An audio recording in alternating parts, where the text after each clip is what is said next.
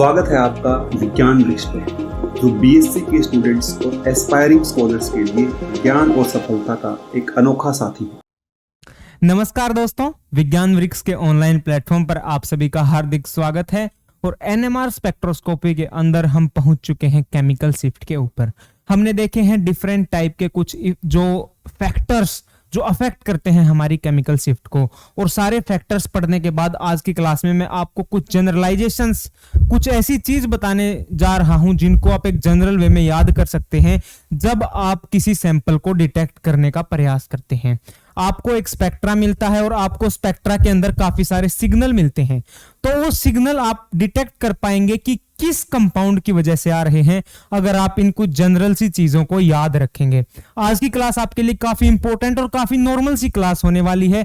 इसको 4-5 पॉइंट में आपको बताऊंगा जिनको आप याद रख के जो है ना अपने सिग्नल को डिटेक्ट कर पाएंगे। सारे के सारे इफेक्ट लगने के बाद हमारा जो सिग्नल है या तो कई बार डाउनफील्ड में चला जाता है या कई बार अपफील्ड में चला जाता है। और ऐसा होता है क्योंकि कई बार हमारा प्रोटॉन या तो सील्डिंग के फिनोमिना में आ जाता है या कई बार डीसील्डिंग आ जाता है। इसके ये ऐसा क्यों होता है ये भी मैं आपको पिछली क्लासेस में बता चुका हूं। तो दोस्तों बात करते हैं कुछ इंपॉर्टेंट जनरलाइजेशन की। तो पहला जनरलाइजेशन देखिए आपके सामने कुछ इस प्रकार से है। आपको बताते हैं इलेक्ट्रोनेगेटिविटी का इफेक्ट, यानी कि अगर आपका कोई एक कंपाउंड है और कंपाउंड के अंदर भी आपका हाइड्रोजन की हम बात करते हैं या मैं प्रोटॉन की जो बात करता हूं, अगर उस प्रोटॉन के पास, उस हाइड्रोजन के पास कोई इलेक्ट्रोनेगेटिव एटम आ जाता है, तो इलेक्ट्रोनेगेटिव एटम की क्योंकि टेंडेंसी होती है इलेक्ट्रॉन को विड्रॉ करने की, तो अगर प्रोटॉन के पास इलेक्ट्रोनेगेटिव एटम आएगा तो इसकी इलेक्ट्रॉन डेंसिटी को विड्रॉ कर लेगा। वो विड्रॉ कर लेगा तो क्या होगा, तो जो हमारा प्रोटॉन है वो डीशील्डेड प्रोटॉन बन जाएगा। कैसे बनेगा, थोड़ा सा एक हिंट आपको देता हूं, डिटेल में आपको पहले बता भी चुका हूं। तो कैसे बनेगा वो डीशील्डेड प्रोटॉन, क्योंकि ये प्रोटॉन होगा। देखिए आपके पास क्या होता है, आप अच्छे से वाकिफ हैं कि मान लीजिए ये मेरा न्यूक्लियस है, न्यूक्लियस के चारों ओर ये इसके ऑर्बिट है। तो न्यूक्लियस के ऑर्बिटल में क्या करते हैं, जो इलेक्ट्रॉन है वो चक्कर काट रहे होते हैं। न्यूक्लियस के अंदर प्रोटॉन और न्यूट्रॉन होते हैं। इलेक्ट्रॉन जब चक्कर काटते हैं इनके सर्कुलर मोशन के कारण मैग्नेटिक फील्ड इंड्यूस हो जाता है। अब डिपेंड करता है कि ये इलेक्ट्रॉन की लोकेशन के ऊपर, इसकी मूवमेंट के ऊपर कि जो मैग्नेटिक फील्ड जो इंड्यूस हो रहा है उसकी जो डायरेक्शन है वो अप्लाइड मैग्नेटिक फील्ड की डायरेक्शन के अलाइनमेंट में है या रीइंफोर्स में है। क्योंकि ये रीइंफोर्स करेगा तो इस केस से क्या होगा, वहां पर हमारा फिनोमिना आएगा सील्डिंग का, और अगर ये अलाइनमेंट में आएगा तो डीसील्डिंग का। तो इस केस में क्या होता है, हमारा अलाइनमेंट में आ जाता है, डीसील्डिंग हो जाता है। डीसील्डिंग कैसे होता है, क्योंकि अब जब ये इलेक्ट्रॉन को खींच लेगा, इलेक्ट्रॉन इसमें से कम हो जाएंगे और इलेक्ट्रॉन क्या करते हैं, सील्डिंग का केस हमारा पैदा कर देते हैं। तो इलेक्ट्रॉन जब कम हो जाएंगे तो यानी कि जो बनने वाला मैग्नेटिक फील्ड है, जो इंड्यूस होगा मैग्नेटिक फील्ड, वो कम बनेगा, और कम बनेगा तो कम अपोज करेगा यानी कि हाई वैल्यू होगी। तो डीशील्डिंग के कारण हमारी कैसी वैल्यू होती है, डीशील्डिंग यानी कि हाई डेल्टा वैल्यू। एक बात यहां से आप याद रखेंगे, हाई डेल्टा वैल्यू। ऐसा ही कुछ मैंने स्क्रीन के ऊपर भी लिखा है, आप देख सकते हैं कि electronegative atom such as oxygen, nitrogen and halogen, इसके भी अंदर कुछ चेंजेस आते हैं कि ऑक्सीजन, नाइट्रोजन, क्लोरीन, फ्लोरीन, कोई भी हेलोजन क्या होता है, इनकी इलेक्ट्रोनेगेटिविटी का एक ऑर्डर होता है। सबसे ज्यादा इलेक्ट्रोनेगेटिव कौन सा होता है, सबसे ज्यादा मैं लिख देता हूं यहां पर, आप जानते भी हैं। सबसे ज्यादा इलेक्ट्रोनेगेटिव होता है हमारा फ्लोरीन, फिर होता है oxygen, nitrogen, chlorine, bromine, iodine. तो देखिए दोस्तों ये कौन सा ऑर्डर है, ये इलेक्ट्रोनेगेटिविटी का ऑर्डर है। तो अब अगर फ्लोरीन आएगा तो सबसे ज्यादा डीशील्डिंग होगी, फिर ऑक्सीजन आएगा तो उससे कम होगी, नाइट्रोजन आएगा तो उससे कम होगी, क्लोरीन आएगा तो उससे कम होगी, ब्रोमीन आएगा तो उससे कम होगी। तो यानी कि डीशील्डिंग होगी इनकी इलेक्ट्रोनेगेटिविटी के हिसाब से। डीशील्डिंग मतलब अगर फ्लोरीन आएगा तो सबसे ज्यादा डेल्टा वैल्यू के ऊपर यहां पर हमें पीक मिलेगी। तो आप देख सकते हैं ये क्या करता है कि हेलोजन जो है वो डीशील्ड करते हैं प्रोटॉन को, एंड एब्जॉर्प्शन शिफ्ट डाउनफील्ड, और डाउनफील्ड का मतलब है ज्यादा डेल्टा वैल्यू, शायद आप जान चुके होंगे। ऑन दी अदर हैंड दूसरी तरफ हमारे पास क्या देखने को मिलता है कि हमारा जो इलेक्ट्रोपॉजिटिव एटम होता है, जैसे कि सिलिकॉन, सिलिकॉन क्या करता है, वो इंक्रीज करता है इलेक्ट्रॉन डेंसिटी को प्रोटॉन के चारों तरफ, और इसके कारण हमारा जो प्रोटॉन है वो शिल्डेड हो जाता है, यानी कि कम डेल्टा वैल्यू के ऊपर उसका एब्जॉर्प्शन आपने देखने को मिलता है। शायद इतनी बात आपको समझ में आ गई होगी। अब हम बात करते हैं हमारे primary, secondary, tertiary alkyl system की। देखिए 3-4 डायग्राम मैंने आपके सामने बनाए हैं। यहां आपके सामने जो ये दिख रहा है ये प्रोटॉन जिस कार्बन से जुड़ा है, देखिए प्राइमरी सेकेंडरी टर्सरी को हम कैसे डिस्टिंग्विश करते हैं, इस प्रोटॉन की बात करते हैं। ये प्रोटॉन जिस कार्बन से जुड़ा है वो फर्दर 3 कार्बन से जुड़ा है, तो यहां से मैं बता सकता हूं कि ये मेरा टर्सरी है। इसकी बात करते हैं, ये प्रोटॉन जिस कार्बन से जुड़ा है ये 2 से जुड़ा हुआ है, तो यानी कि ये सेकेंडरी है। और यहाँ पर इस प्रोटॉन की बात करें, ये जिस कार्बन से जुड़ा है वो केवल एक ही कार्बन से जुड़ा है, तो ये मेरा प्राइमरी है। तो अगर इनकी डेल्टा वैल्यू की बात करता हूं या इनके एब्जॉर्प्शन की बात करता हूं, तो इसकी जो वैल्यू मेरे पास आती है ये लगभग 1.89 के आसपास आती है डेल्टा। इसकी जो वैल्यू आती है ये मेरे पास आती है करीबन 1.3 पर, इसकी आती है 0.9 पर, और इसकी इससे भी कम आती है क्योंकि स्ट्रेन सिस्टम है। ऐसा हुआ क्यों? ऐसा हुआ आपकी इस लाइन की वजह से। देखिए ये इतनी इंपॉर्टेंट लाइन आप देखने को मिलेगी कि क्या होगा, दो प्रोटॉन होते हैं हमारे कार्बन कार्बन सिंगल बॉन्ड से अटैच्ड प्रोटॉन। देखिए कितनी इंपॉर्टेंट लाइन है दोस्तों, ध्यान से देखने का कोशिश कीजिएगा कि the proton attach to carbon carbon single bond, carbon और कार्बन बॉन्ड के सिंगल बॉन्ड जो होता है उसके साथ जो प्रोटॉन अटैच होंगे वो सील्ड हो जाते हैं सिग्मा इलेक्ट्रॉन के साथ। कौन से इलेक्ट्रॉन के साथ? सिग्मा इलेक्ट्रॉन के साथ। और इस इलेक्ट्रॉन किसके हैं? ये कार्बन कार्बन सिंगल बॉन्ड के हैं। कार्बन कार्बन सिंगल बॉन्ड के सिग्मा इलेक्ट्रॉन जो होते हैं हमारे, वो इस हाइड्रोजन को सील्ड करने की कोशिश करते हैं, जिसकी वजह से इसकी वैल्यू के अंदर चेंज आता है। और इसी वजह से जो हमारा टर्सरी होता है वो सबसे ज्यादा डिसील्डेड होता है, उससे कम सेकेंडरी होता है, उससे कम प्राइमरी होता है। यहां तक आपने जाना। उसके बाद क्या बताता है? The hydrogen link to carbon, देखिए the hydrogen link to carbon in strongly stretch cyclopropane ring की बात कर गई है। साइक्लोप्रोपेन रिंग 1 2 3 कार्बन की रिंग, स्ट्रेन सिस्टम की रिंग सबसे कम वैल्यू पर, और लगभग कितनी वैल्यू? 0.5 डेल्टा वैल्यू पर ये एब्जॉर्ब करती है दोस्तों। और ये सारा का सारा खेल क्यों हुआ? क्योंकि जो कार्बन सिंगल बॉन्ड कार्बन के सिग्मा इलेक्ट्रॉन है वो हमारे प्रोटॉन को सील्ड करने में मदद करते हैं। सील्ड का क्या मतलब है? सील्ड यानी कि एक तरह का आवरण, एक तरह की कवर, एक तरह के परत जो है हमारे प्रोटॉन के चारों ओर। वो परत किसकी? वो इलेक्ट्रॉन की परत। जितने इलेक्ट्रॉन कम हो जाएंगे उतना डीसिल्डेड हो जाएगा प्रोटॉन, और प्रोटॉन जितना डीसिल्डेड यानी कि उतनी ही हाई डेल्टा वैल्यू। एक इंपॉर्टेंट जनरलाइजेशन आपने देखी, आप एक मान सकते हैं या 2 भी मान सकते हैं इनको, ठीक है? एक ये। आगे चलते हैं, थोड़ा और आपको इफेक्ट बताता हूं। दूसरा इफेक्ट मैंने आपको बताया भी था, हमारा इंपॉर्टेंट इफेक्ट एनाइसोट्रोपिक का इफेक्ट। एनाइसोट्रोपिक इफेक्ट में मैंने आपको बताया था दोस्तों कि जितने ज्यादा हमारे पास क्या होगा, पाई इलेक्ट्रॉन का रिंग के अंदर सर्कुलर मोशन आपको देखने को मिलेगा। मैंने आपको एग्जांपल बताया था, ओलिफिन का बताया था, कार्बोनाइल के केस में, साथ के साथ बेंजीन रिंग में जो पाई इलेक्ट्रॉन सर्कुलेशन मोशन करते हैं उनकी वजह से मैग्नेटिक फील्ड इंड्यूस होता है, कोन बनता है। पिछली क्लास में बात बता चुका हूं आपको, एक सारी की सारी बातें, कोन बनेगा। अब जो भी हाइड्रोजन उस कोन के अंदर आ जाएगा, तो कोन के अंदर जो हाइड्रोजन होगा, देखिए कुछ ऐसे आपको बनेगा, मैं दिखा भी देता हूं यहां से। मान लीजिए मेरा डबल बॉन्ड है, ठीक है, ये मेरा डबल बॉन्ड है। ये डबल बॉन्ड ओलिफिन का भी हो सकता है, और कैसा भी आप इसको मान करके चल सकते हैं। ओलिफिन से और इनसे मेरा अभिप्राय क्या है? ओलिफिन से मतलब कि कार्बन और कार्बन का भी डबल बॉन्ड हो सकता है, कार्बन और ऑक्सीजन का भी डबल बॉन्ड हो सकता है। ये प्लेनर होता है, ऐसे प्लेन में मानिए। तो जब इसके अंदर इलेक्ट्रिक जो मैग्नेटिक फील्ड लाइंस है जो ऐसे जाएंगी, यहां से भी ऐसे जाएंगी, तो इसके बीच में क्या होगा? एक कोन आपको बनता हुआ दिखाई देगा। देखिएगा यहां एक कोन बनेगा कुछ इस प्रकार का, ठीक है दोस्तों, और एक कोन नीचे की तरफ भी बनेगा। ये लाइन क्योंकि नीचे से जाएंगी आगे से जाएंगी, दोनों तरफ कोन बनेंगे। ये कुछ आपको कोन बनता हुआ दिखाई दे गया होगा। ये देखिए ये एक कोन, नीचे की तरफ कोन। अब क्या होगा? यहां पर आप कार्बोनाइल भी ले सकते हैं, यहां पर आप कार्बन कार्बन का डबल बॉन्ड ले सकते हैं, कुछ भी ले सकते हैं।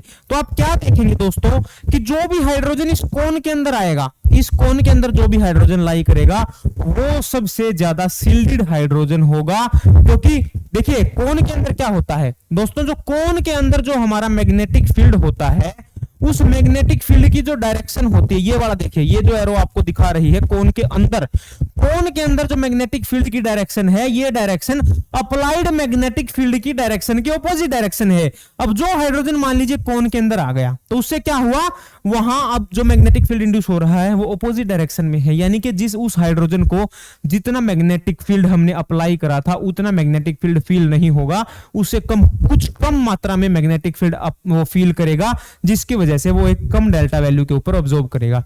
और अगर मान लीजिए यहां पर कोई हाइड्रोजन जुड़ा हुआ है, मान लीजिए यहाँ पर कोई हाइड्रोजन जुड़ा हुआ है, ये कोन के बाहर आ गया, अब ये क्या करती है, मैग्नेटिक फील्ड लाइन ऐसे जाएंगी, या मैं आपको एक बार बना के ही दिखा देता हूं कि कैसा कुछ सिस्टम बनेगा। देखिए मैग्नेटिक फील्ड लाइन कैसे जाएंगी, ये ऐसे, ये मैग्नेटिक फील्ड लाइन की डायरेक्शन ही तो होगी ना, ये ऐसे जाएंगी, यानी कि यहाँ जाएंगी, ये इस तरह डायरेक्शन होगी, और अंदर की तरफ ऐसी डायरेक्शन होगी। अंदर की तरफ डायरेक्शन नीचे की तरफ है, बाहर की तरफ डायरेक्शन ऊपर की तरफ है। सेम ऐसा ही कुछ सिनेरियो यहाँ होगा, अंदर की तरफ डायरेक्शन ऐसे, बाहर की तरफ डायरेक्शन ऐसे। तो अब क्या होगा, अगर यहाँ पर पेरीफेरी पर आएगा तो डायरेक्शन जो थी वो हमारी अप्लाइड मैग्नेटिक फील्ड की डायरेक्शन ही हो गई, दोनों डायरेक्शन सेम हो गई, जिसकी वजह से क्या हुआ, सेम डायरेक्शन होने की वजह से जो मैग्नेटिक फील्ड इसने फील करा वो पहले से ज्यादा करा, जिसकी वजह से ज्यादा वैल्यू आई। सिंपल इतनी सी बात थी। एग्जांपल देखिएगा, एल्डिहाइड की वैल्यू कितनी आती है, ये आपकी 9 से 10 के बीच में आती है। दो इफेक्ट लगते हैं यहाँ, एक तो आपका ये डबल बॉन्ड की वजह से एनाइसोट्रोपी का इफेक्ट, दूसरा इफेक्ट की आपका जो कार्बोनाइल ग्रुप है ये इलेक्ट्रॉन विड्रॉइंग ग्रुप है, या हम बोल सकते हैं कि डीशील्डिंग का इफेक्ट। कौन कौन सा, आपका एक तो है हमारा वीक डीशील्डिंग ग्रुप है, लिख देता हूं WDG, और प्लस में हमारा कौन सा इफेक्ट है, एनाइसोट्रोपी, जिसकी वजह से हमारा जो है 9 से 10 वैल्यू के ऊपर ये बात पहुंच गई। दूसरा आपको बेंजीन रिंग का प्रोटॉन, मैंने ये भी बताया था 7.3, एक्चुअली 7.27 ppm होती है, क्योंकि यहां पर फिर कौन बनेगा और कौन के बाहर आ रहा है, पेरीफेरी पे आएगा, पेरीफेरी पे आएगा तो वैल्यू बढ़ जाएगी। एल्कीन में सेम ऐसा ही कौन यहां भी बनता हुआ दिखाई देगा, और इसकी वैल्यू 4.5 से 5.9 के बीच में होती है। ये एनाइसोट्रोपी का इफेक्ट है। आप देख भी सकते हैं मैंने आपके सामने क्या लिखा हुआ है, आप नोट्स बनाना चाहते हैं तो यहां से अच्छे नोट्स बना सकते हैं स्लाइड पर देख करके। देखिए दोस्तों, due to anisotropic effect the pi electron of aromatic, olefin and C double bond O bonds, मैं अंडरलाइन कर देता हूं तीन चीजों के, किस किसके, ओलिफिन के, एरोमेटिक के और हमारा कार्बोनाइल ग्रुप के, have the deshielding effect on the attached proton. Proton जो अटैच होते हैं डीशील्डिंग का इफेक्ट दिखाते हैं। ये हमारा एक और जनरलाइजेशन थी, यानी कि अगर आपको पीक मिलती है 7.3 पर, 9 से 10 के बीच में, 4.5 से 5.9 पर, तो आप इनको पहचान सकते हैं कि ये जो है इस प्रकार के कार्बन एटम्स यहाँ पर और इस प्रकार के जो हाइड्रोजन है वो मिले होंगे, जिनकी वजह से ये सिग्नल आया होगा। क्योंकि देखिए आपको कितने सिग्नल मिलते हैं स्पेक्ट्रा के अंदर, वो आपको बताते हैं कि कितने प्रकार के जो हैं आपके हाइड्रोजन कंपाउंड के अंदर हैं, और आपको सिग्नल की पोजीशन बताती है कि आपका हाइड्रोजन किस प्रकार का है। दो अलग अलग चीजें हैं। आपको अगर मान लीजिए एक 3 के ऊपर मिली, एक 5 के ऊपर मिली, एक 10 के ऊपर मिली, 10 से आप बता पाएंगे कि एल्डिहाइड वाला है, 5 से बता पाएंगे कि हमारा कोई ये हो सकता है सी डबल बॉन्ड सी हो सकता है, 3 के ऊपर मिली है तो आप बता सकते हैं कि कोई हाइड्रोजन के पास कोई ना कोई जो है हमारा वीक डीशील्डिंग ग्रुप रहा होगा। इस प्रकार से थोड़ा सा और आगे चलते हैं, देखिएगा इससे आगे आपको क्या बताता है कि due to strong electron withdrawing group. अब विड्रॉइंग ग्रुप का इफेक्ट मैंने आपको बताया था ना, इलेक्ट्रॉन विड्रॉइंग ग्रुप किस किस में लगता है, आपने वहां देखा होगा -I का इफेक्ट देखा होगा फ्लोरीन के केस में, NO2 के केस में, कि जो इलेक्ट्रॉन को विड्रॉ कर लेते हैं। आप वहां इंडक्टिव इफेक्ट भी देख सकते थे इसको कि -I लग गया है। यहां पर कार्बोनाइल के केस में आपको बताया गया है, देखिए कार्बोनाइल आप देख रहे होंगे आपके सामने बनाया हुआ है, और कार्बोनाइल के केस में आपको क्या है कि एक हाइड्रोजन है। अब आपको क्या बताता है कि जो अल्फा कार्बन है ये आपका अल्फा है, यहाँ बीटा तो है ही नहीं, तो हाइड्रोजन भी हमारा अल्फा हाइड्रोजन हो गया। तो आपको क्या बताता है कि the carbonyl group C double bond और deshield the proton on alpha carbon, की अल्फा कार्बन के ऊपर जो प्रोटॉन है उसको डीशील्ड कर देता है। क्यों? क्योंकि देखिए एक तो इसके पास अटैच है, यहां पर कोन बनेगा जो मैंने आपको पहले बताया था। जो कोन बनता है उसकी देखिए, अगर ये हाइड्रोजन डायरेक्ट यहां होता तो इसकी वैल्यू कुछ और आती, लेकिन अब इसके पास प्रेजेंट कार्बन के पास ये हाइड्रोजन है तो 9 से 10 के बीच में इसकी वैल्यू नहीं आएगी। देखिए एक तो कुछ ऐसा केस हो, इसलिए को यहाँ आपके पास H हो और यहाँ पर कोई भी ग्रुप हो, इसकी तो वैल्यू 9 से 10 के बीच में आएगी, लेकिन इसकी जो वैल्यू है वो 9 से 10 के बीच में नहीं आएगी। ये जो वैल्यू है इससे कम होगी, क्योंकि ये उस कार्बन से अटैच है जो कार्बोनाइल के पास है, ये डायरेक्ट हमारे कार्बोनाइल वाला हाइड्रोजन नहीं है। इतनी बात आपने याद रखनी है। सेम ऐसा ही देखिए नीचे आपको केस दिखाया गया है, बेंजाइलिक की बात बताई गई है। देखिए अगर मान लीजिए आपके पास कोई बेंजीन रिंग है, एक तो आपके पास केस है कि ये हाइड्रोजन है, लेकिन अगर आपके पास कोई ऐसा केस है कि बेंजीन रिंग के पास आपका जो कार्बन लगा हुआ है और फिर आपका हाइड्रोजन है। तो इस केस में जो ये हाइड्रोजन है इसकी वैल्यू तो कितनी आती है 7.27 आती है, लेकिन इसकी वैल्यू 7.27 से कम आएगी दोस्तों, क्योंकि ये उस कार्बन से अटैच है जो बेंजीन रिंग के साथ अटैच है, डायरेक्ट बेंजीन रिंग के साथ ये अटैच नहीं है। हाँ, लेकिन ये कुछ न कुछ नॉर्मल जो कंडीशन है उससे डीसील्ड होते हैं, यानी कि उनसे ज्यादा वैल्यू रखते हैं, लेकिन जो हमारे प्रॉपर जो केसेस हैं उनसे कम वैल्यू रखते हैं। एक ये जनरलाइजेशन थी। आप जान चुके होंगे कि अगर आपको कुछ इस प्रकार का सिस्टम मिलता है तो आपने उसको कैसे ट्रीट करना है, यानी कि अगर आपको एक तो प्रॉपर एल्डिहाइड दे दिया जाए और एक आपको उसके साथ कोई छेड़खानी करके उसके पास कार्बन लगाकर आपको, यानी कि एक तो आपका बेंजीन रिंग का और एक आपका बेंजाइलिक ग्रुप का, यह है आपका बेंजाइलिक हाइड्रोजन, ये आपका बेंजीन रिंग का हाइड्रोजन, इतना फर्क आप देखेंगे। आगे चलते हैं, थोड़ा सा एक पॉइंट और बचता है, उसकी बातें और करते हैं। देखिए, आपको एक तो बताता है, इंपॉर्टेंट सी बात है हाइड्रोजन बॉन्डिंग की, आपको बताता है कि हाइड्रोजन बॉन्डिंग जो है ना वो डीशील्ड करती है प्रोटॉन को। कैसे करती है वो आपको बताता हूं। देखिए, आपके पास दो केस हैं, आपके पास अल्कोहल मैंने लिख दिया है, अगर आपके पास कोई दूसरा अल्कोहल आ जाता है, ठीक है, RO और H मैं यहां लिख देता हूं, ठीक है, इसके बीच में आपको क्या देखने को मिली, ये हो गई हमारी हाइड्रोजन बॉन्डिंग। अब हाइड्रोजन बॉन्डिंग हुई तो क्या होगा, हाइड्रोजन बॉन्डिंग होगी तो यानी कि हमारा एक तो सिंपल सी बात है कि ये ऑक्सीजन इस हाइड्रोजन को इधर की तरफ खींचने की कोशिश करेगा, क्योंकि अब ये इसके पास लोन पेयर था, ये हाइड्रोजन बॉन्डिंग करने लगा। लेकिन साथ के साथ एक इफेक्ट ये पड़ता है कि जो ये अल्कोहल के पास लोन पेयर है, ये लोन पेयर क्या है, इसके पास नॉन बॉन्डिंग इलेक्ट्रॉन है, इसके पास भी नॉन बॉन्डिंग इलेक्ट्रॉन्स हैं, यानी कि कुछ ऐसे इलेक्ट्रॉन जिन्होंने बॉन्डिंग में पार्टिसिपेट नहीं करा। लेकिन साथ के साथ ऑक्सीजन जो है वो इलेक्ट्रॉन विड्रॉइंग नेचर का है, इलेक्ट्रोनेगेटिव हमारा एटम है। ये क्या करता है, ये हाइड्रोजन के इलेक्ट्रॉन को अपनी तरफ खींचने की कोशिश करता है, क्योंकि हाईली इलेक्ट्रोनेगेटिव वैल्यू है। तो इसकी वजह से क्या करता है, जो हाइड्रोजन है, हाइड्रोजन बिकम डीशील्डेड, वो डीशील्डेड हो जाता है। और डीशील्डेड होता है क्योंकि जो ऑक्सीजन एटम प्रेजेंट है, वो ऑक्सीजन एटम क्या करता है, इसके इलेक्ट्रॉन को अपनी तरफ खींचता है, इसकी इलेक्ट्रॉन डेंसिटी को खोजने का प्रयास करता है। तो हाइड्रोजन बिकम डीशील्डेड क्योंकि ऑक्सीजन विड्रॉ इलेक्ट्रॉन डेंसिटी, जो ऑक्सीजन है वो विड्रॉ करता है इलेक्ट्रॉन डेंसिटी को, ठीक है। तो जिसकी वजह से क्या होगा, डीशील्डेड कब बनता है, जब इलेक्ट्रॉन डेंसिटी दूर हो जाती है। तो इसकी वैल्यू हमें डीशील्डेड होने के कारण जो है हाई डेल्टा वैल्यू देखने को मिलती है दोस्तों। सेम ऐसा ही केस आप कहां देख सकते हैं, आप कार्बोक्सिलिक एसिड का केस का एग्जांपल आपको बताता हूं। देखिएगा, कार्बोक्सिलिक एसिड के केस में क्या है, हमारे पास क्या है, RC double bond O OH, कुछ ऐसा हमारे पास कार्बोक्सिलिक एसिड होता है। लेकिन ये है हमारा मोनोमर, लेकिन वास्तव में जब हम कोई सॉल्यूशन या देखेंगे या हम क्या करते हैं सॉलिड फॉर्म के अंदर देखते हैं तो वहां पर ये ऐसा नहीं होता, डाइमर की फॉर्म में एग्जिस्ट करता है। और IR स्पेक्ट्रोस्कोपी मैंने आपको बताई थी, तो यही रीजन था कि जो कार्बोनाइल ग्रुप है उसकी स्ट्रेचिंग फ्रीक्वेंसी इतनी कम मिली थी। क्यों, क्योंकि डाइमर की फॉर्म में। और ब्रॉडबैंड आपको बताया था ना कि अल्कोहल के केस में भी OH ग्रुप था, लेकिन इसके केस में भी OH ग्रुप था। तो एक रीजन आपको वहां भी बताया था इंफ्रारेड स्पेक्ट्रोस्कोपी के अंदर कि जब हम इसको डिटेक्ट करने का प्रयास करते तो 3200 से 2500 के बीच में एक ब्रॉड बैंड मिला था, क्योंकि ड्राइमर, ट्राइमर, टेट्रामर वहां इस फॉर्म में एग्जिस्ट करता था। आप अगर नहीं जाने हैं तो वहां पर जाकर के आप IR के केसेस में इनको देख सकते हैं।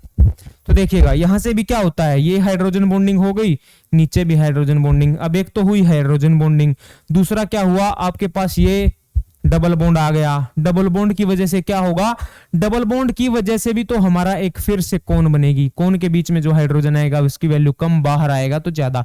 तो यहां से दो इफेक्ट लगते हैं, एन आइसोट्रोपी प्लस कौन सा, हाइड्रोजन बॉन्डिंग।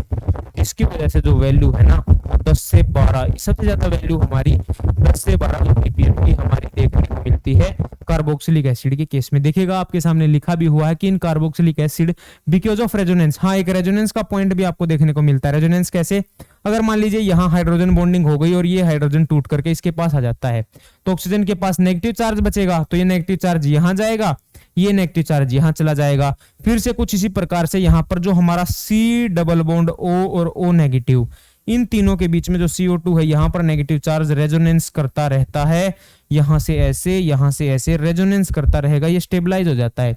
तो एक तो इसकी रेजोनेंस का फंडा है, कौन सा फंडा है, एक तो रेजोनेंस का फंडा है और दूसरा -I effect. Carbonyl group hydrogen को भी खींचेगा, फिर दूसरा कार्बोनाइल के अंदर कौन बनेगा, हाइड्रोजन बॉन्डिंग, इतनी चीजें आएंगी। इसकी वजह से हमारा सबसे ज्यादा इफेक्ट इसके अंदर लग रहे हैं, तो सबसे ज्यादा वैल्यू हमें इसकी देखने को मिलेगी। तो ये कुछ जनरल पॉइंट्स थे, कुछ की पॉइंट्स थे हमारे स्पेक्ट्रा को डिटेक्ट करने में। अगर आप इन सारी बातों को याद रख पाते हैं तो आप आसानी से स्पेक्ट्रा को डिटेक्ट कर पाएंगे। आज के लिए इतना ही पढ़ते हैं, आने वाली क्लास में बात करेंगे पीक एरिया की। एक इंपॉर्टेंट पॉइंट हमारा वो भी होता है स्पेक्ट्रोस्कोपी के अंदर। तो अगली क्लास में हमारे साथ बने रहिएगा और जल्दी आपसे मुलाकात होगी दूसरे इंपॉर्टेंट टॉपिक के साथ। आप सभी का बहुत बहुत धन्यवाद।